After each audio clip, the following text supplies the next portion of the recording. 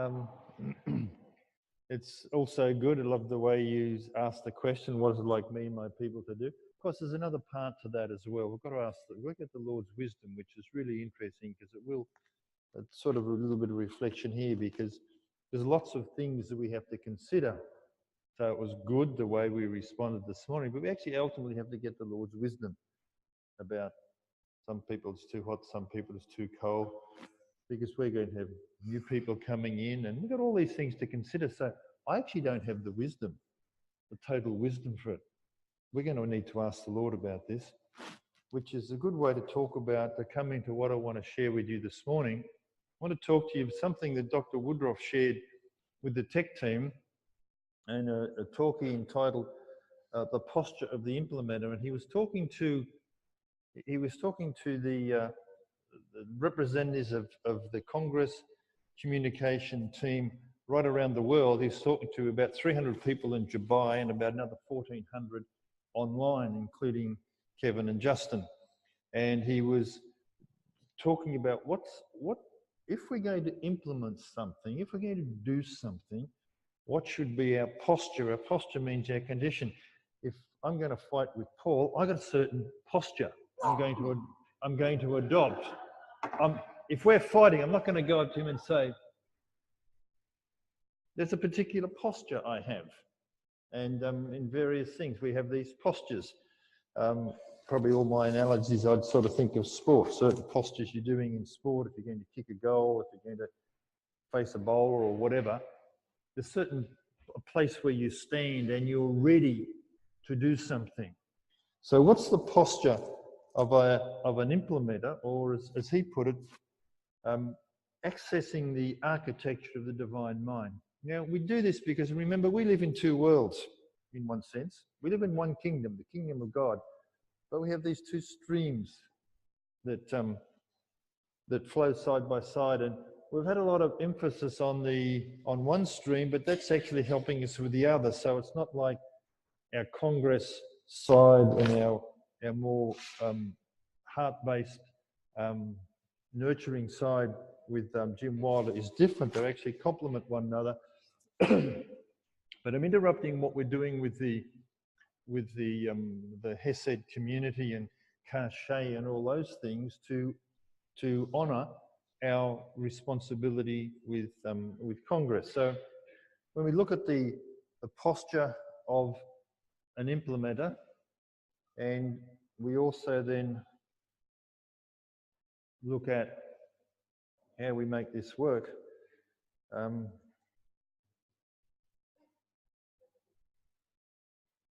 we're looking at what Dr. Woodroff refers to as the architecture of the divine mind. But let's just go back to, I mentioned this last week, I think, the two rivers, the Amazon River and the Rio Negro River. That's at a place called Manaus in Brazil, is where the confluence of those two rivers occurs. And they flow like that, separate, for something like 6 to 10 kilometers. The reason that they're separate is that the temperature of the water and the speed at which they flow is different. So you've got one river's flowing faster and I think is warmer, the other one's then flowing slower and cooler than the other. So the waters don't mix for some time.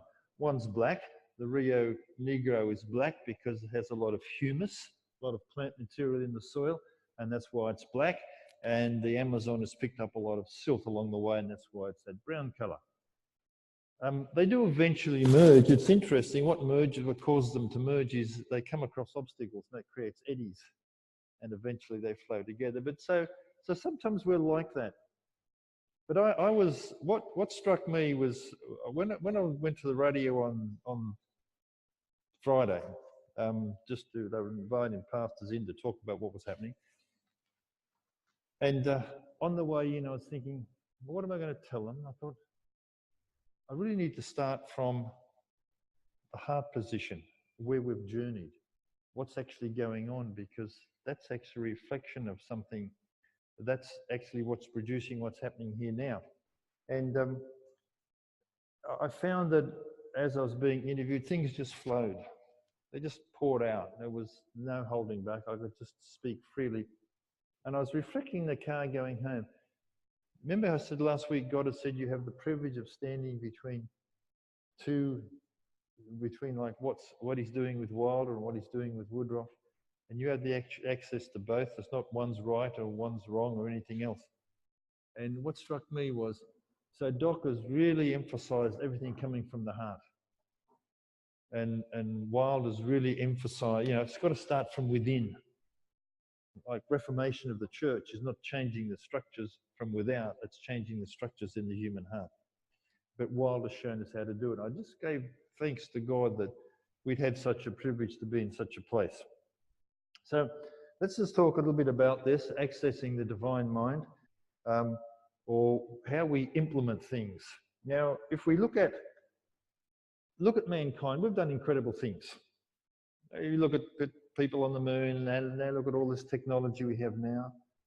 Look at the fact that anyone in the world could be listening to us talking now. It is just an incredible world.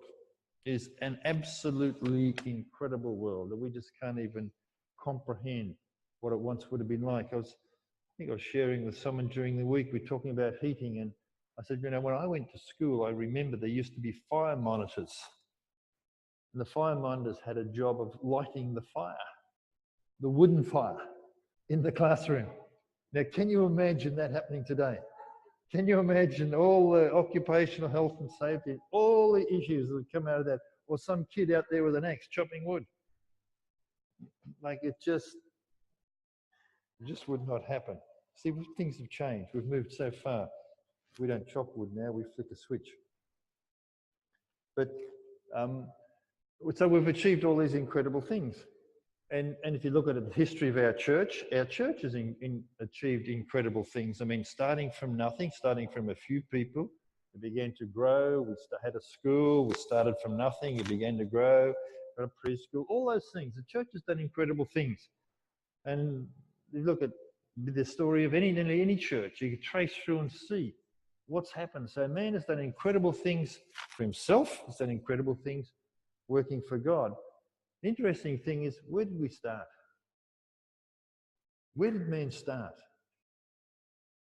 And Genesis 2:7 tells us where we started. Where did we start? Where did it start? God got a bit of dust, got some dust of the earth, got a bit of dust. Maybe he put in his hands, I don't know, but let's imagine, gets a bit of dust, picks it up,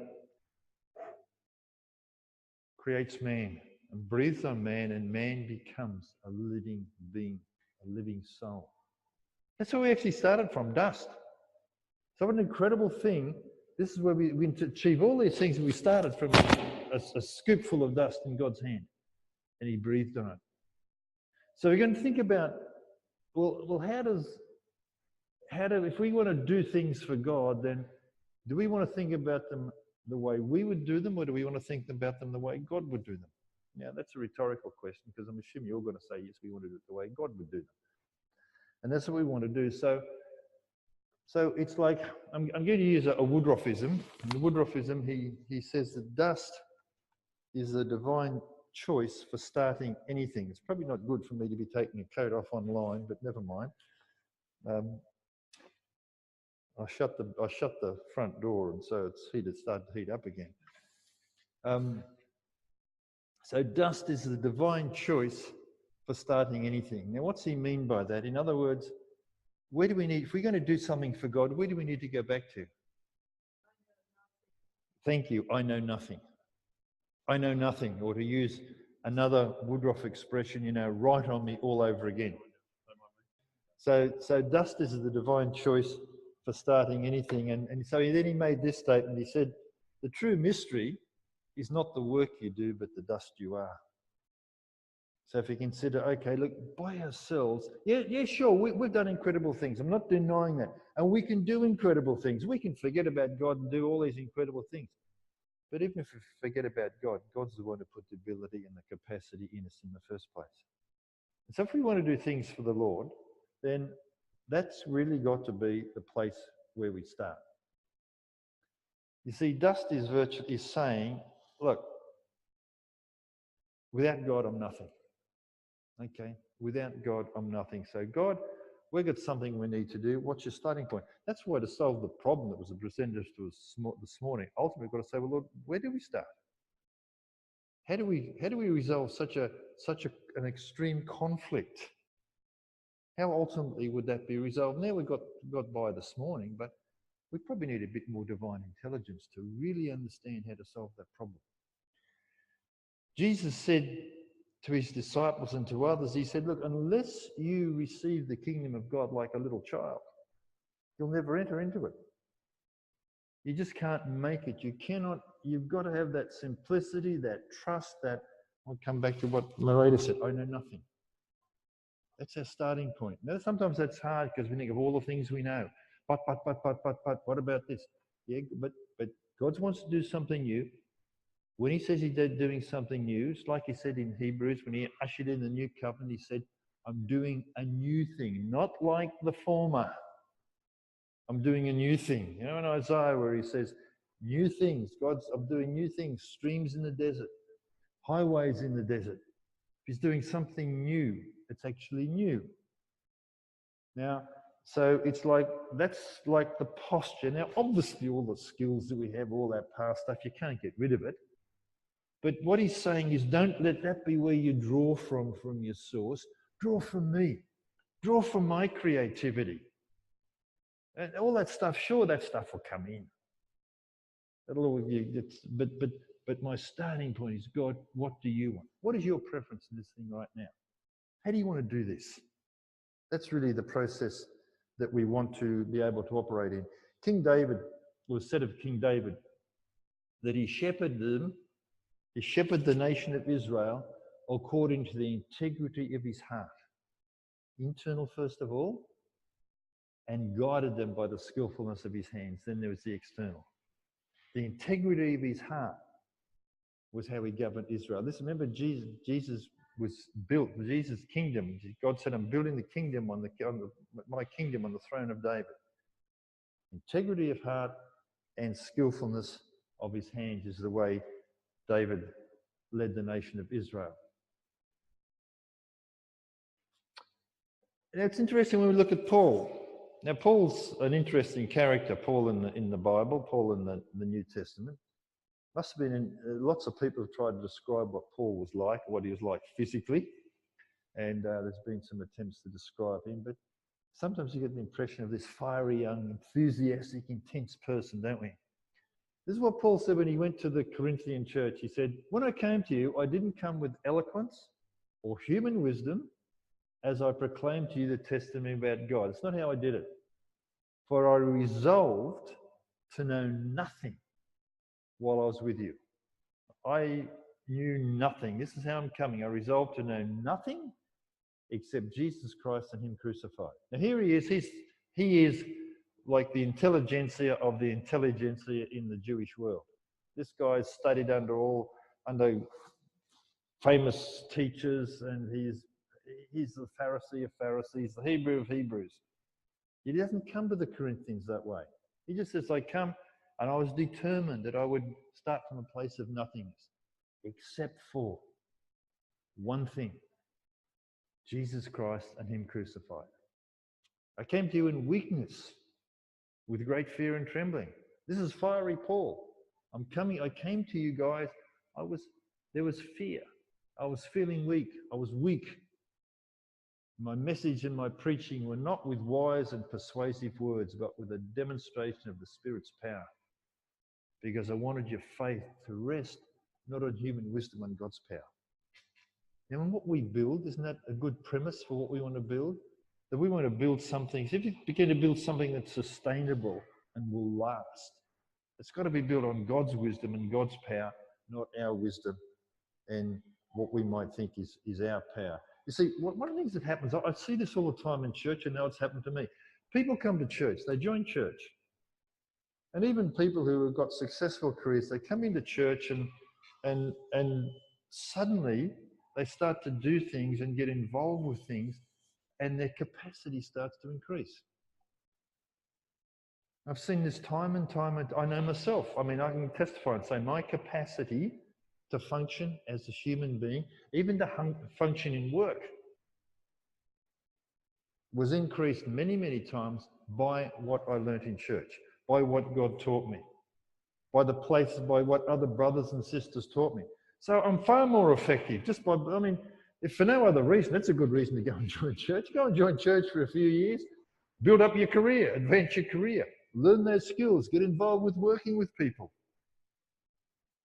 having to get volunteers to people to volunteer, all that sort of stuff. And we get stretched, we do things. Now, that increases our capacity. Now, what we can easily do is say, good, well, now I know. I've got this level of capacity. It's sort of like, well, I don't really need God so much now. I mean, when I first did this job, I was on my knees every day. But after a while, man, I know what to do. This is what you do. It's automatic. Now, you know what I'm talking about. And so things that we did with fear and trembling, we now do with our eyes closed.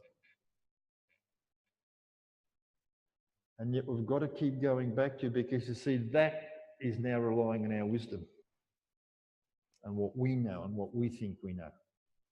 And it's not the pattern that we've seen in the Old Testament. It's not the pattern that Paul demonstrates here.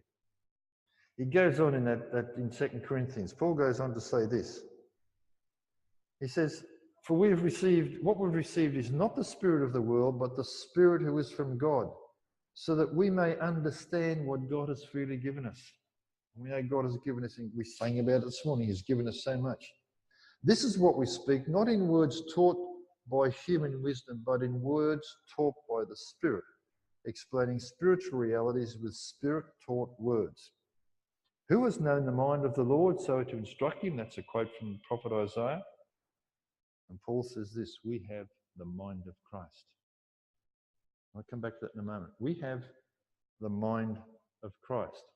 Now in Philippians chapter 2, verses 5 and 6, or 5 to 8, Paul said this, he said, you must have the same attitude, and some scriptures say the same mind, the same interpretations, the same attitude that Christ had.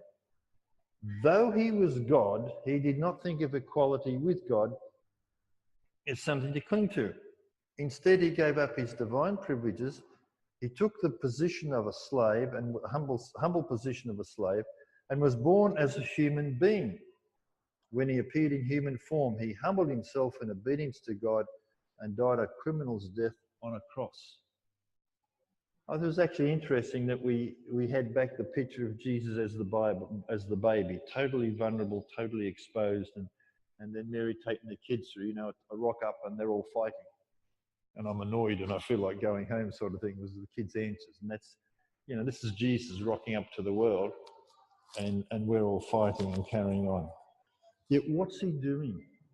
You see, he was prepared to lay aside all that God stuff that he knew in heaven and the proximity to God, and to take on a human form, and not just a human form, to become a human, humble himself and then be obedient as a human to God, who he was and is and always will be.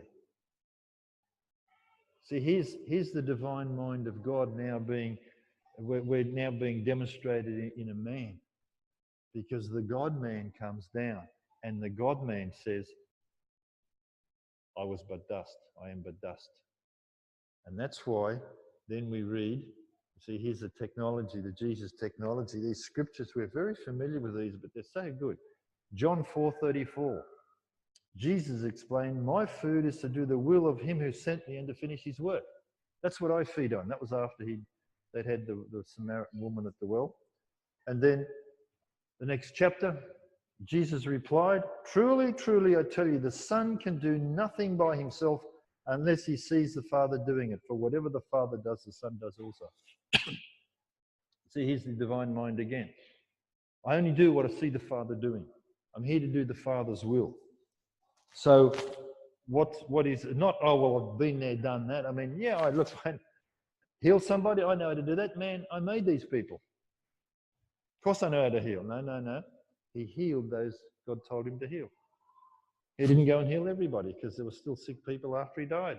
When he was resurrected, there were still sick people. So he didn't heal everybody because that wasn't his job. His job wasn't to heal everybody. His job was to do what the Father called him to do.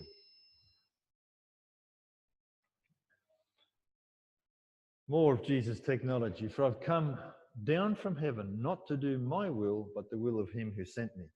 And then again from John, do you not believe that I am the Father, in the Father, and the Father in me? The words I say to you, I speak not on my own. Instead, it's the Father dwelling in me, performing his works. Okay, so that's really how we are to function. So this is what Dr. Woodroff was sharing with the team, this plus a few of the verses I've added in there. And I thought, let's have a little bit of an application of this to see how it's worked. And I want to talk to you about Dan's Place. Now, Mary mentioned here that Dan's Place has begun. Dan's Place began last Tuesday. Well, it wasn't open to the public, but the ladies were there cooking up meals for Jory. Correct? That's Dan's Place. That's really what Dan's Place is about. Now, we've been talking about this concept for a long, long time.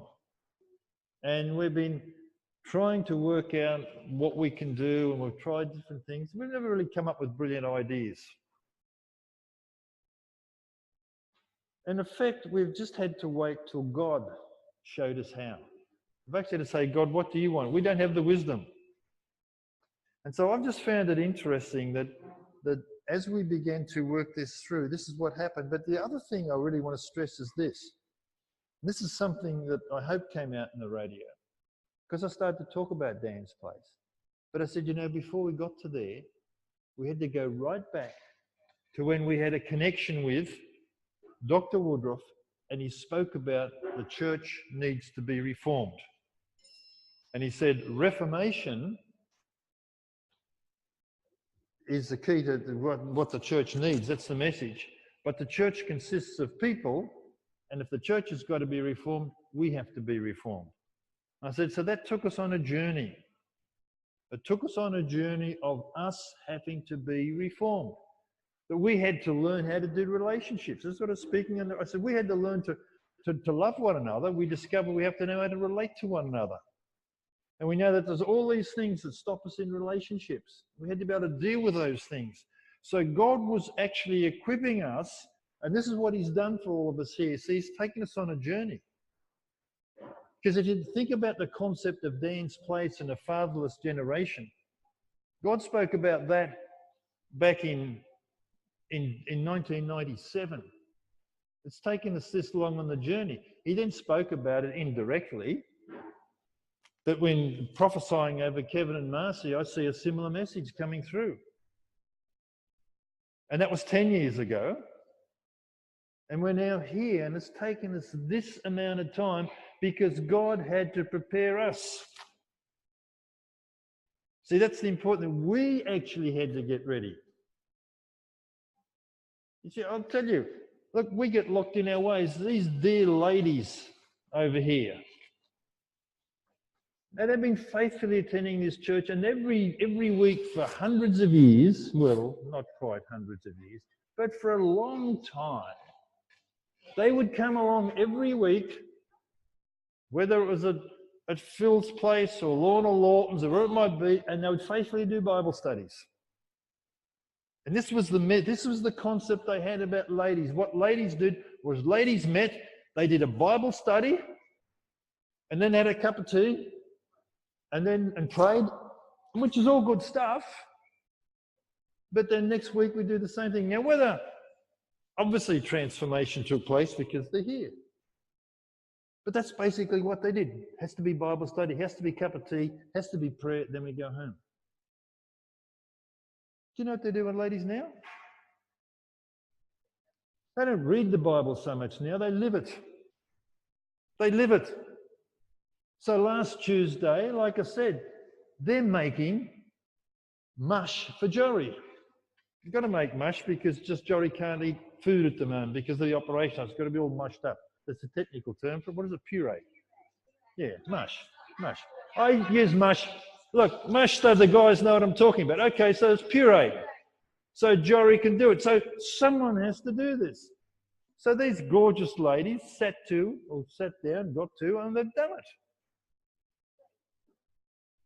Next Tuesday, I don't know what's happening this Tuesday. I think you're going to do some more, but next Tuesday, they're making themselves available as the first official public dance place operating, and they're going to roast artichokes and other things and make pumpkin soup, and we haven't told you this yet, have we? Do all these things. Why? Because I like making pumpkin. Do you like making pumpkin soup? Jan, does the idea of making pumpkin soup excite you? It doesn't have to. I prefer it if you said no. You like eating it. Do you like peeling the pumpkin? You going to peel the pumpkin? Not real good at that. Okay. But they're going to be involved in it. So they're not doing it for themselves. They're not doing it for themselves. They're doing it for other people. This is what I'm saying. You see, if it was their idea, then they'd say, well, we will have a Bible study, which is good. There's nothing wrong with a Bible study. We will pray and we'll have a cup of tea. It's all good stuff. But you see, there's a time when all that stuff in the Bible that they've got's got to come out. And now it's coming out as a puree. Well, it did last week. And again on Tuesday, it comes out as another puree. And the following Tuesday, it's going to come out as pumpkin soup. You might say, well, that's not very biblical. Well, I reckon that's real biblical. Because what did Jesus say? Okay, I was hungry, you fed me. He also said, go into all the world and make pumpkin soup. Well, see, the trouble is, you put the religious bit in and you forget the reality. You see, going into all the world and make disciples, well, how do you do that? Well, how do you do it? You make pumpkin soup. Well, that's one way you can do it. No, it's not the only way, okay? It's not a theology which says this is the only way you can do it. But it's a way we can get, and it's consistent. If you think about it, it's so consistent with what's been happening. When Eben asked me on the radio, he said, so you've got a community garden? He said, what's a community garden? I said, well, you get a seed, and you put it in the ground, and you water it. And he said, I knew you were going to say that. But we began talking about the community garden. And then I began talking about that. Then we helped teach people how to have healthy soil, to grow healthy plants. And then we teach them how to eat healthily. He nearly fell off the chair. He said, what? You actually connect the community garden to healthy food and how to prepare it? It's like, I'm thinking, well, it's not rocket science, but it sure sounds like rocket science at this point. So I'm thinking, yeah, that's what we do. Woo, woo, woo. But see, this is all part of God's wisdom. Because God said, steward your bodies. You see, God said all these things. So he said, go out and make disciples of all the world, but steward your bodies. So here's God's wisdom. If we can keep going back to, well, God, we don't know anything. You show us. So as we begin to discuss Dan's place, and I think it's interesting about Dan's place, let's look at this. It's starting with a seed. But guess what also started with a seed? A pumpkin. And here's God's creativity, because we're just putting it down. What might a poster look like? So, well, Dan's place, that sort of looks like that. Well, maybe. It's not going to look like that. But it's starting with a seed. And that's where that pumpkin started. Therefore, when we do it, we're going to have community information, time with the Central Coast Primary Care, but we're going to have community garden, time to harvest the pumpkins and the artichokes. I love the subtleties of things. See, it began with a seed. So did the pumpkin. What are we now going to do? We're going to make pumpkin soup. Well, you just see, because we're teaching, letting people know about the gospel is more than just saying, well, Jesus loves you and Jesus saves you. It's a whole way of life. Jesus said, I've come that you might have life and you might have life abundantly. You've got to let people know about this abundant life. And then the community kitchen, make those pumpkin soup and roast those artichokes, and it's fun and it's simple and it's time with people. Now, all that, I believe, has come out of us effectively saying, well, we don't know what to do, which is what we've done because we haven't done anything for years because we don't know what to do. We don't know what to do. Now, the interesting thing in this as well, the restrictions that we have to do that at the moment are incredible. They're not bad things, they're just all these restrictions. Well, let's tell everyone we'll have coffee and have a coffee shop. No, we can't do that. Because there's certain strata restrictions, so we can't run a coffee shop per se. Well, let's cook up some meat. No, we actually can't do that yet. We're not equipped to do meat. We don't have an exhaust fan. We don't have this. We don't have that. We had to keep narrowing it down, till finally said, we'll put the barbecue outside and put a fry pan on and do some pumpkins. It sort of got down, and it was almost like the restrictions produced the creativity as well. And then I thought this is interesting because Kath came in with a pile of books that Mary had given her to read. And she said, well, when you spoke about Dan's Place last week, I wasn't exactly getting really excited, but she started to read these books. And I'm being inspired.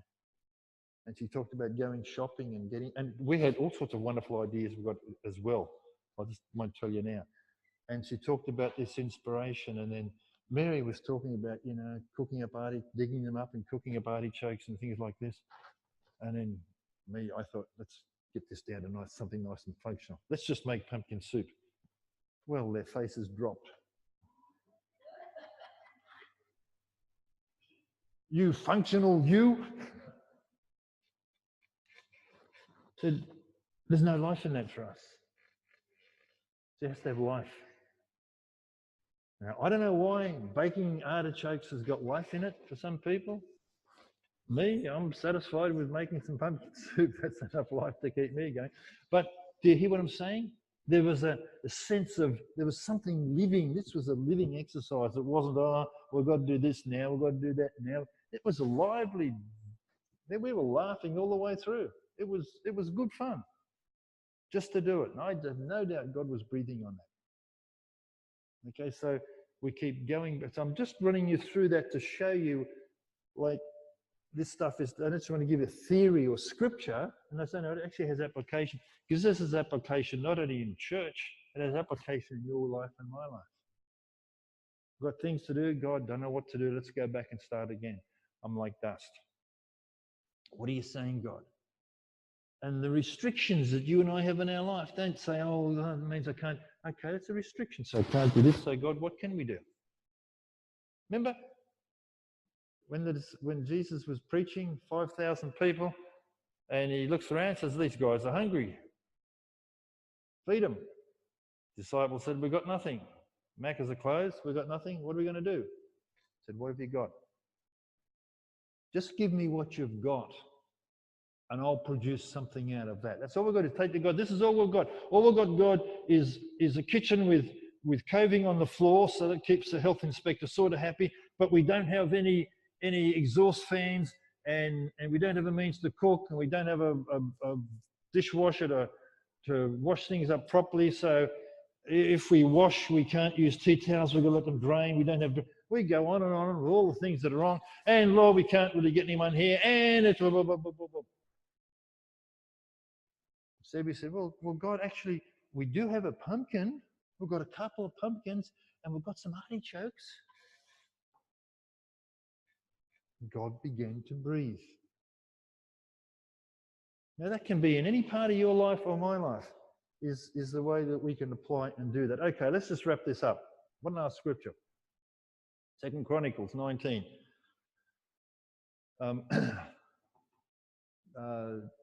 2 Chronicles 19 and goes through verse 9. So it's verse 5 to verse 9. Jehoshaphat. Jehoshaphat was the king of Israel. Jehoshaphat appointed judges throughout the nation. And he said to them, so Jehoshaphat is building something. He's putting together his nation. And he has to appoint judges. And this is what he said to the judges. Always think carefully before pronouncing judgment.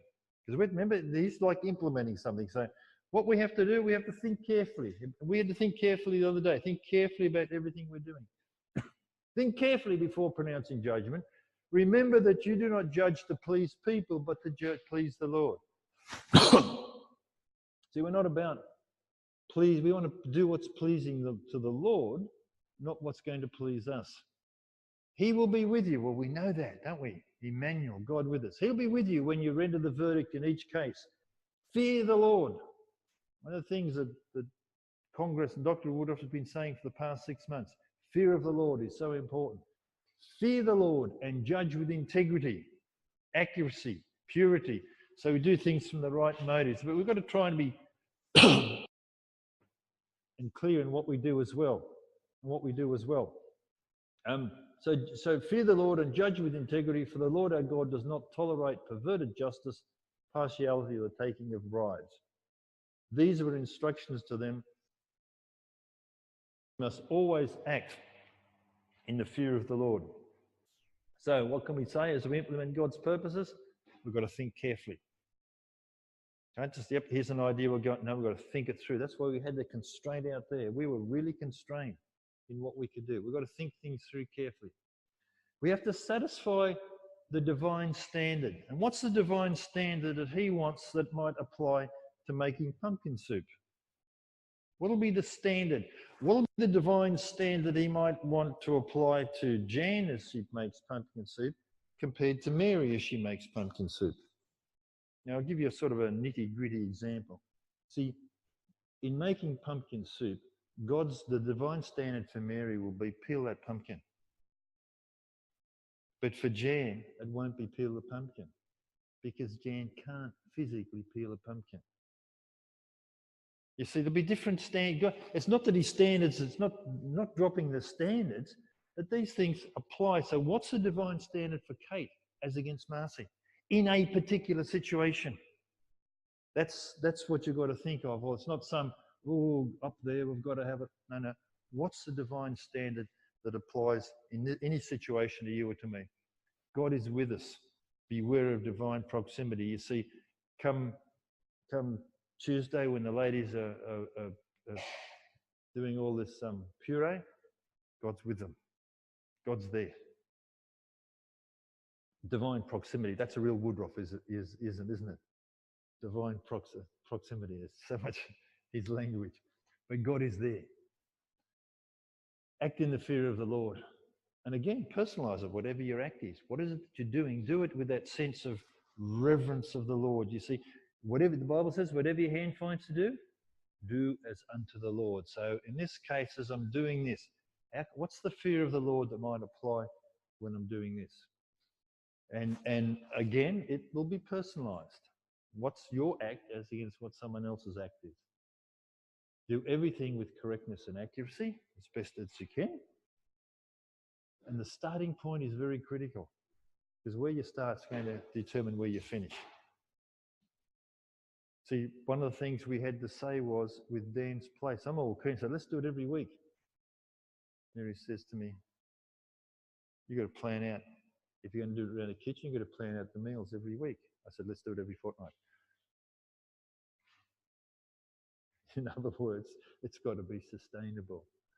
You see, the starting point is, it's no good we could go flat chat for a month and then run out of steam. So it's much better to go slowly and let this thing build. Remember, it started with a seed. So we build slowly. The starting point is absolutely critical.